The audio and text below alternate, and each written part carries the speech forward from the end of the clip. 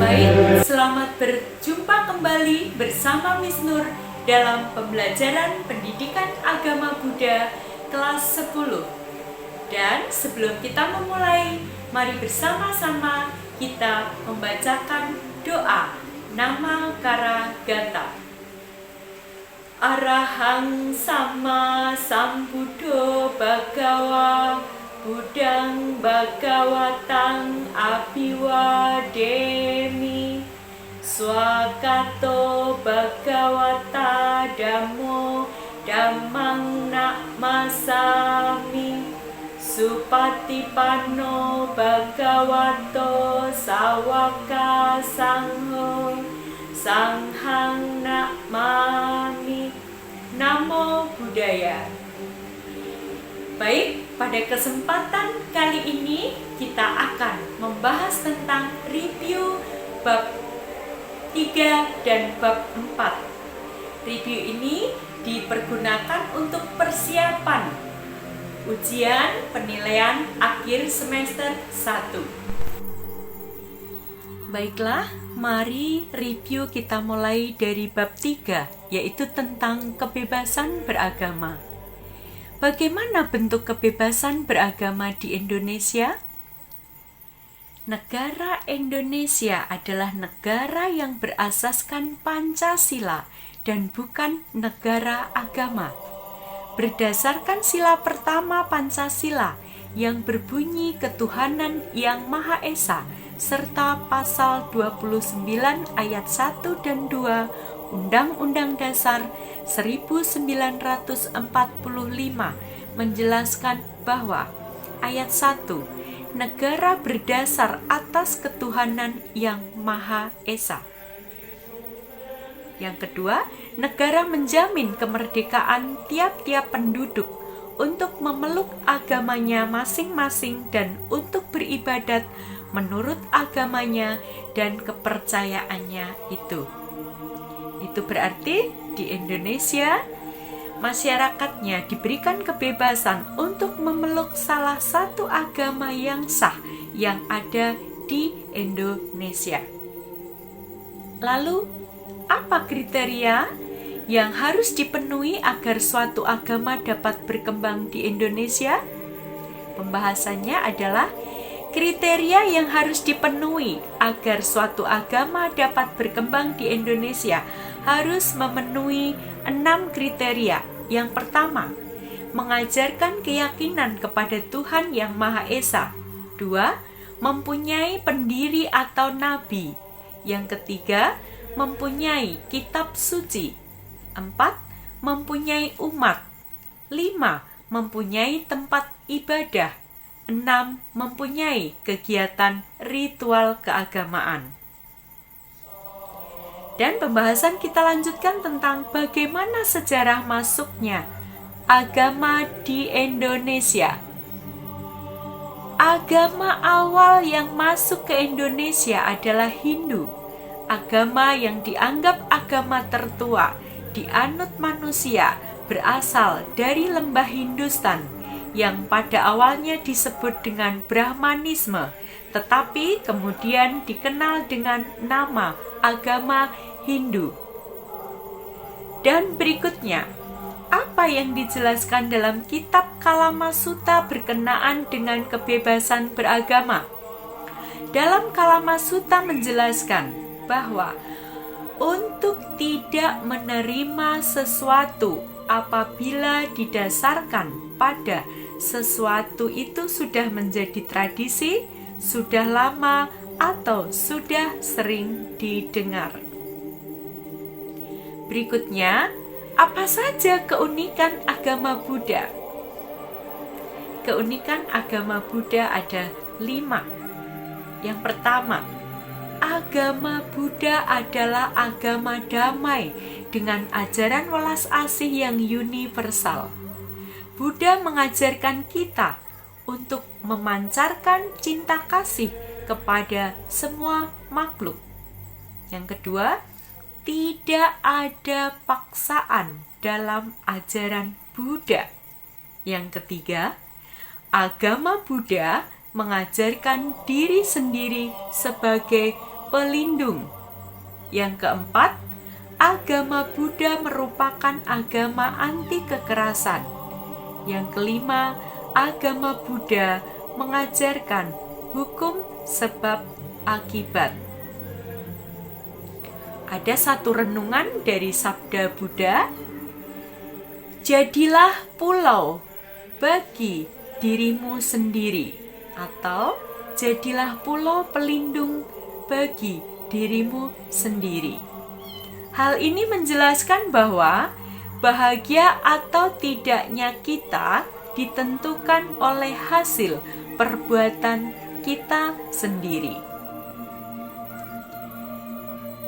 Jelaskan pengertian dari ehipassiko. Apa itu ehipassiko? Ehipassiko berarti datang dan melakukan pembuktian agar mengetahui secara langsung. Apa maksud agama realistis? Yang dimaksud dengan agama realistis adalah agama yang sesuai dengan kenyataan atau nyata, yaitu mengajarkan tentang kebenaran apa adanya. Baik dikatakan baik, buruk dikatakan buruk. Itulah yang dimaksud dengan agama realistis. Bagaimana cara terbaik menghormat Buddha? Jika ada pertanyaan seperti itu, penjelasannya adalah sebagai berikut. Cara terbaik menghormat Buddha adalah dengan mempraktekkan ajaran Buddha dalam kehidupan sehari-hari. Ini sangat bermanfaat, baik bagi diri sendiri maupun orang lain. Demikian pembahasan mengenai bab 3 kebebasan beragama. Dan kita lanjutkan pembahasan pada materi bab 4 tentang perlindungan. Apa itu perlindungan dan kapan kalimat perlindungan itu muncul?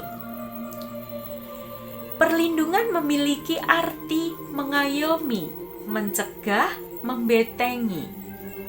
Dan kata perlindungan muncul pertama kali saat Buddha berada di Taman Rusa Isipatana di hadapan 60 biku arahat yang saat itu akan pergi menjalankan misi menyebarkan dharma di berbagai pelosok negeri.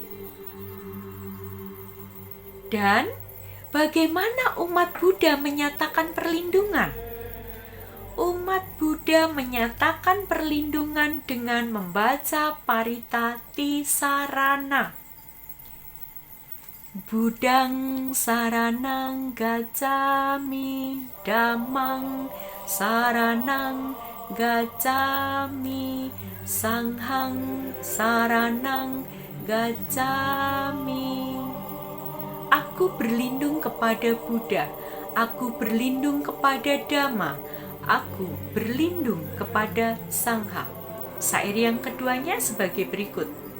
Dutiyampi budang saranang gacami, dutiyampi damang saranang gacami, dutiyampi sanghang saranang gacami.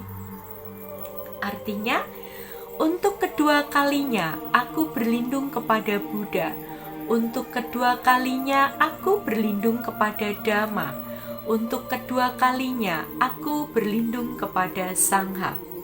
Adapun syair yang ketiganya adalah Tatiyampi budang saranang gacami, tatiyampi damang saranang gacami, tatiyampi sanghang saranang gacami. Artinya, untuk ketiga kalinya aku berlindung kepada Buddha. Untuk ketiga kalinya aku berlindung kepada Dhamma. Untuk ketiga kalinya aku berlindung kepada Sangha. Itulah Parita Tisarana yang merupakan parita pernyataan perlindungan kepada Tri Ratna yaitu Buddha, Dhamma, dan juga Sangha. Berikut pembahasan kita adalah tentang apa saja 9 kebajikan atau kemuliaan agung Buddha dan apa saja 6 sifat Dhamma serta apa saja 9 ciri mulia Sangha. Untuk penjelasan ini kita sudah bahas pada pertemuan minggu lalu, dan untuk dapat mengetahui 9 kemuliaan agung Buddha, Ananda dapat menyimak kembali Parita Buddhanusati, dan untuk 6 sifat Dhamma Ananda juga bisa simak Parita Dhammanusati. Untuk 9 sifat mulia Sangha, Ananda dapat simak kembali Parita Sanghanusati. Untuk itu, silahkan Ananda simak kembali video pembelajaran minggu lalu. Dan yang terakhir adalah jelaskan mengenai 3 aspek perlindungan. Dalam berlindung memiliki 3 aspek perlindungan. Yang pertama adalah aspek kemauan. Apa itu aspek kemauan? Aspek kemauan adalah di mana seorang umat Buddha berlindung kepada Tri Ratna dengan penuh kesadaran, atas dasar kesadaran sendiri. Yang kedua, aspek pengertian. Aspek ini mencakup pengertian yang benar akan pentingnya, perlunya perlindungan. Yang ketiga, aspek perasaan. Aspek ini berlandaskan pada aspek pengertian di atas. Dan demikian review bab 3 dan 4. Semoga Ananda dapat pelajari dengan sebaik-baiknya. Demikian tadi pembahasan tentang review bab 3 dan bab 4. Semoga memberi manfaat bagi Ananda dan selamat belajar dan sukses menghadapi ujian penilaian akhir semester 1. Akhir kata, Namo Buddhaya.